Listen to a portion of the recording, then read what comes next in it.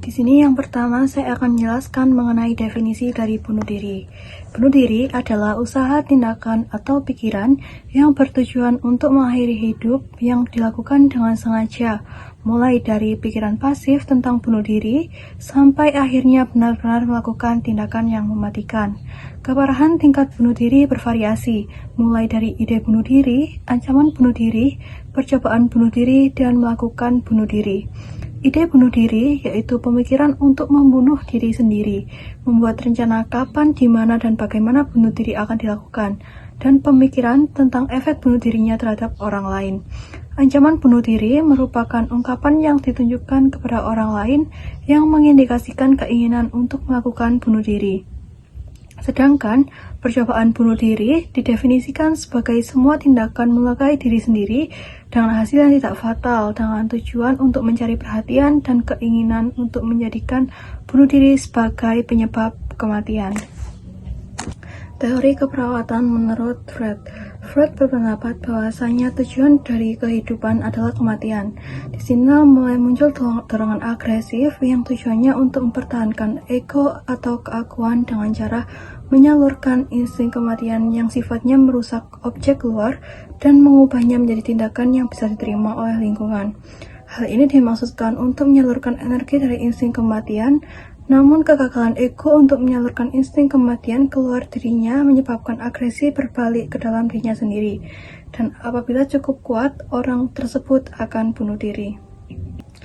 Freud mengatakan bahwa kehilangan cinta dapat menimbulkan dua hal, yaitu apabila perasaan yang ditarik oleh ego adalah perasaan cinta dan penghormatan, maka cinta tersebut akan kembali kepada ego, sehingga dia mencintai dirinya sendiri. Hal ini merupakan poros dari narsisme. Namun, kehilangan cinta seringkali menimbulkan perasaan benci dan permusuhan yang gagal mengaktualisasikan dirinya. Perasaan ingin menghukum objek cinta yang telah hilang kemudian dibalikkan pada ego sendiri. Ini merupakan poros sadisme dan juga poros dari masokisme. Hal ini dikarenakan menyiksa diri sendiri adalah refleksi dari objek cinta yang kejam. Selanjutnya adalah teori keperawatan menurut Piaget. Menurut Piaget, anak mengalami 4 tahap utama dalam memperoleh pengetahuan, yaitu sensori motor, pra-operasional, konkret operasional, dan formal operasional. Tahap sensori motor pada usia 0 sampai dengan 2 tahun dimulai sesaat setelah bayi lahir, dengan adanya aksi sensori dan motorik yang terus berkembang melalui proses pengulangan sehingga membentuk skema yang stabil atau perilaku berurutan yang membentuk dasar struktur dan fungsi intelektual. Pada tahap ini, anak belum berpikir tentang kematian. Selanjutnya adalah tahap pre-operasional pada usia 2 sampai dengan 7 tahun. Pada tahap ini terdiri dari 2 tahap, yaitu berpikir prekonseptual dan berpikir intuitif. Pada tahap ini, anak meyakini semua fenomena fisik yang ada di dunia ini dihasilkan oleh manusia dan akan digunakan untuk kepentingan manusia. Anak juga percaya mereka bisa membuat benda mematuhi keinginan mereka dan bisa mengontrol benda melalui pikiran atau aksinya. Pada tahap ini, anak memandang kematian sebagai bagian dari kehidupan, dan kematian diartikan sebagai tidur atau keberangkatan, bertahap dan bersifat sementara. Pemahaman ini muncul oleh karena mereka belum mencapai pemahaman kognitif mengenai konsep waktu. Anak berpikir jika mereka berteriak dengan kencang, memanggil orang yang sudah meninggal, maka orang tersebut akan bangun kembali. Selanjutnya adalah tahap konkret operasional pada usia 7 sampai dengan 11 tahun. Pada tahap ini, anak sudah mampu menggunakan logika berpikir, sudah bisa memahami sudut pandang orang lain, dan kemampuan sosial juga sudah berkembang. Berbeda dengan tahap pre-operasional yang belum mengetahui konsep waktu. Tahap awal fase ini, anak akan mulai memahami bahwa kematian merupakan suatu akhir dan menyadari hal tersebut tidak bisa dikembalikan. Mereka juga mulai memahami hubungan sebab akibat seperti hubungan antara sakit dengan kematian serta paham jika kematian merupakan fenomena universal yang terjadi pada semua manusia.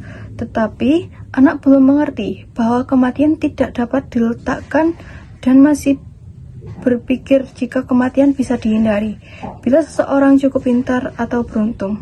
Anak yang bunuh diri pada usia ini mengalami distorsi mengenai konsep kematian. Mereka memandang kematian orang lain sebagai hal yang pasti dan final, sedangkan kematian diri mereka sendiri dipandang sebagai suatu bentuk proses kehidupan lebih lanjut setelah kematian. Selanjutnya adalah pada usia 10 sampai dengan 12 tahun, anak dengan perilaku bunuh diri percaya bahwa setelah mati, masih ada proses kehidupan yang terus berlanjut dibanding dengan anak normal atau agresif. Yang terakhir yaitu tahap formal operasional. Pada tahap ini, anak sudah mampu berpikir abstrak dan sudah memiliki penalaran secara ilmiah. Konsep kematian pada anak sudah sama seperti pada orang dewasa, yaitu merupakan hal yang tidak dapat dielakkan, bersifat universal, dan merupakan fase akhir dari siklus kehidupan yang ditandai dengan hilangnya fungsi organ-organ tubuh.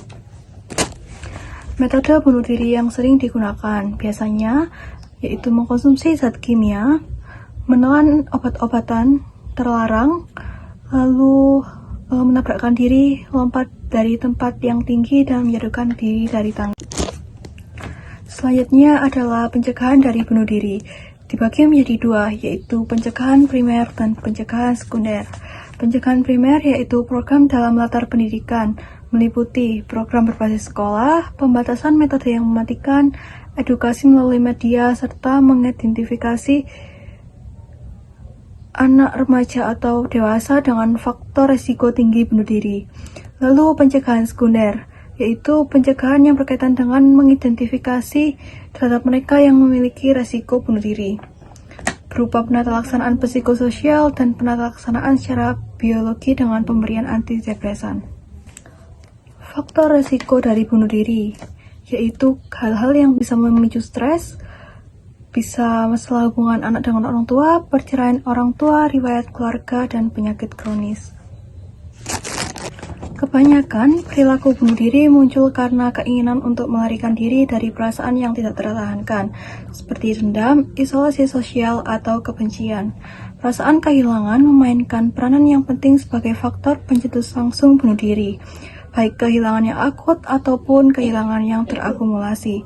Istilah kehilangan di sini digunakan untuk menunjukkan kehilangan karena kematian atau perpisahan yang permanen yang mengakibatkan kerenggangan atau hilangnya figur orang yang kita cintai. Zulfan, ayo turun. Ayo udah gak kuat bang, jangan lakukan itu. Ayo turun. Jangan lakukan itu. Aku tahu kamu sedih, tapi nyawamu lebih berharga. Aku udah gak kuat bang, aku tinggal nikah. Udah kuat bang. Iya aku tahu. Tapi kami nyawamu lebih berarti. Terus kita bicarakan baik-baik, kita cari solusi baik-baik. Kalau tidak tahu mana, tidak gimana bang. Permisi bang. Silakan duduk.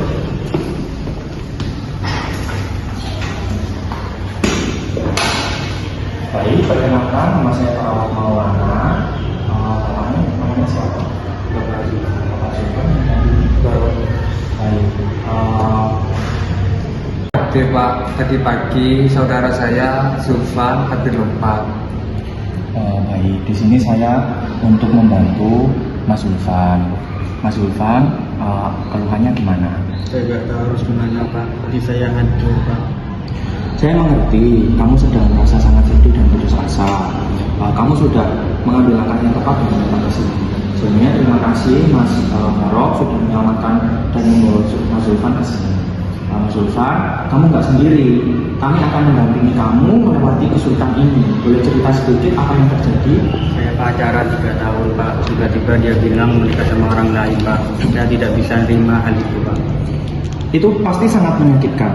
Tapi perasaan itu tidak boleh kita bisa kelola pelan-pelan. Kita bisa memulai dengan beberapa sesi konseling, kemudian dan nanti saya juga akan ajak dokter untuk menilai apakah kamu butuh bantuan lain. Saya coba Pak, tapi saya takut kembali lagi Pak. Itu wajar, semua itu wajar Mas Zulfan. Tapi kamu sudah menunjukkan keberanian besar hari ini. Kita akan hadapi ini bersama-sama. Kita akan hadapi bareng-bareng. Saya siap bantu Pak. Yang penting adik saya Budi. Bagus, dukungan keluarga sangat penting. Saya akan membuatkan rencana perawatan. Kita akan menjalani langkah demi langkah.